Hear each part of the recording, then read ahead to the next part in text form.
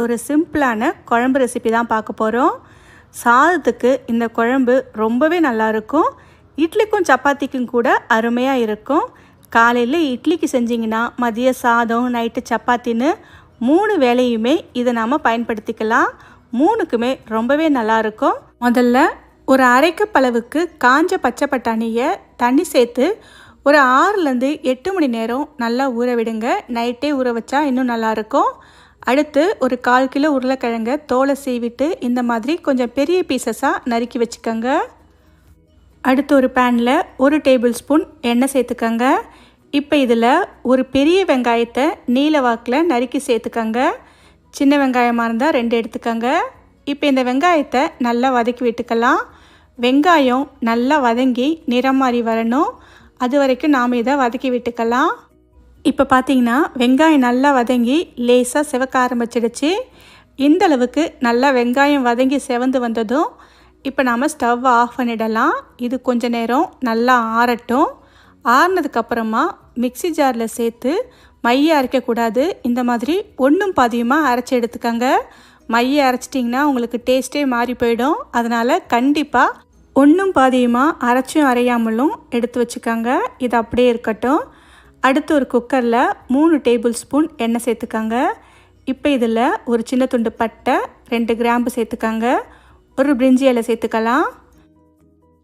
அடுத்து இதில் 1 table spoon இஞ்சி பூண்டு விழுது சேர்த்து நல்லா கலந்து விட்டுக்கோங்க.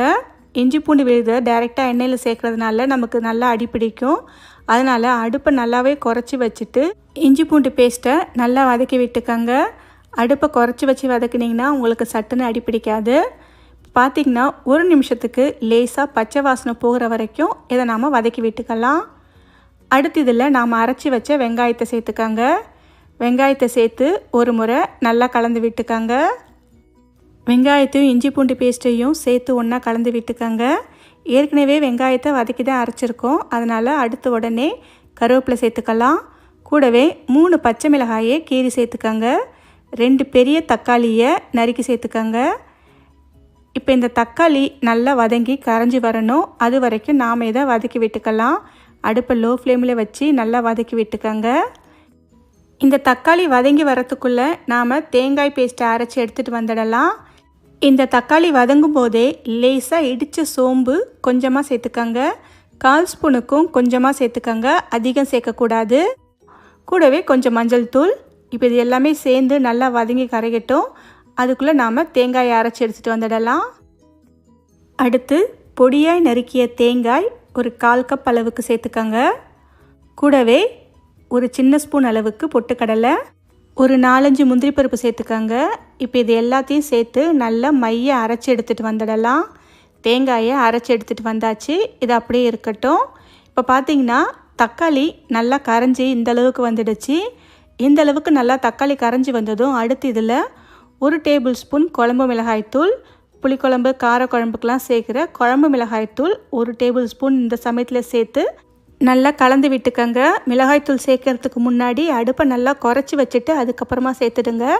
இல்லைன்னா உங்களுக்கு சட்டுன்னு மசாலா கருகிடும். எல்லாமே சேர்த்து ஒரு முறை நல்லா கலந்து விட்டதுக்கப்புறமா ஊற வச்ச பச்சை பட்டாணியை சேர்த்துக்கலாம். கூடவே நறுக்கி வச்ச உருளைக்கிழங்கையும் சேர்த்துக்கோங்க. இப்போ இந்த உருளைக்கிழங்கு மசாலாவை சேர்த்து நல்லா 1 நிமிஷத்துக்கு வதக்கி விட்டுக்கோங்க. நீங்கள் இதில் தேங்காய் சேர்க்கணுன்னு அவசியம் இல்லை. இந்த சமயத்துலேயே தேவையான அளவு கொஞ்சமாக தண்ணி சேர்த்து கொதிக்க வச்சாலே உங்களுக்கு நல்லாயிருக்கும். தேங்காய் சேர்க்கும்போது இன்னுமே டேஸ்ட் நல்லாயிருக்கும். அதுக்காக தான் தேங்காய் சேர்க்குறோம். எல்லாத்தையும் சேர்த்து ஒரு 1லேருந்து 2 நிமிஷத்துக்கு வதக்கியதுக்கு அப்புறமா நாம் அரைச்சி வச்ச தேங்காய் பேஸ்ட்டை சேர்த்துக்கலாம். கூடவே 1 கப் அளவுக்கு தண்ணி சேர்த்துக்கோங்க. எல்லாத்தையும் சேர்த்து ஒரு முறை கலந்து விட்டுக்கலாம். இப்போ பார்த்திங்கன்னா குழம்பு நமக்கு நல்லா கெட்டியாக இருக்குது. அதனால் இன்னும் கூட கொஞ்சம் தண்ணி சேர்த்து கலந்து விட்டுக்கோங்க. இந்த குழம்பு ஆறுனதுக்கப்புறம் இன்னுமே கெட்டியாகும். அதனால் அதுக்கேற்ற மாதிரி நீங்கள் தண்ணி சேர்த்துக்கோங்க. இப்போ பார்த்திங்கன்னா இந்த குழம்பு கொஞ்சம் கெட்டியாக இருக்கிற மாதிரி தான் இருக்குது. தேவைப்பட்டால் நீங்கள் இன்னும் கூட கொஞ்சம் தண்ணி சேர்த்து கலந்து விட்டுக்கோங்க. அடுத்து தேவையான அளவு உப்பு சேர்த்துக்கோங்க. இப்போ நீங்கள் இப்படியே ஓப்பன் பண்ணி வச்சே அடுப்பை மீடியம் ஃப்ளேமில் வச்சு ஒரு 10 நிமிஷத்துக்கு கொதிக்க வச்சிங்கன்னா உங்களுக்கு சட்டுன்னு குழம்பு ரெடி ஆகிடும். ஆனால் நான் இன்றைக்கி குக்கரை மூடி போட்டு ஒரு விசில் விட போகிறேன். அந்த மாதிரி செய்யும்போது இன்னுமே நமக்கு சீக்கிரம் ரெடி ஆகிடும். எப்படி செஞ்சாலும் டேஸ்ட் நல்லா தான் இருக்கும். அதனால் உங்கள் வசதிக்கு ஏற்ற மாதிரி நீங்கள் செஞ்சுக்கோங்க. இப்போ இதை குக்கரை மூடி போட்டு ஒரு விசில் வேக வச்சு எடுத்தாச்சு. குக்கர்லேருந்து ஸ்டீம் இறங்கினதுக்கப்புறமா தேவையான அளவு கொத்தமல்லி இலை சேர்த்து கலந்து விட்டுக்கோங்க. அவ்வளவுதான், ஒரு சூப்பரான பட்டாணி உருளைக்கிழங்கு குழம்பு ரெடி ஆகிடுச்சு. இது சுட சுட சாதத்தோட ரொம்பவே நல்லாயிருக்கும். இட்லிக்கும் ரொம்பவே அருமையாக இருக்கும். சப்பாத்திக்கும் சாப்பிட்லாம், தோசைக்கும் சாப்பிட்லாம். காலையில் இட்லிக்கு ரெடி பண்ணால் மதிய சாதம், நைட்டு சப்பாத்திக்கு அப்படின்னு 3 வேளையுமே இது ரொம்பவே நல்லாயிருக்கும். ஓகே ஃப்ரெண்ட்ஸ், இந்த ரெசிப்பியை உங்கள் வீட்டில் ஒரு முறை ட்ரை பண்ணி பார்த்துட்டு எப்படி இருக்குன்னு சொல்லுங்கள். இந்த ரெசிபி உங்களுக்கு பிடிச்சிருந்தால் லைக் பண்ணுங்கள், ஷேர்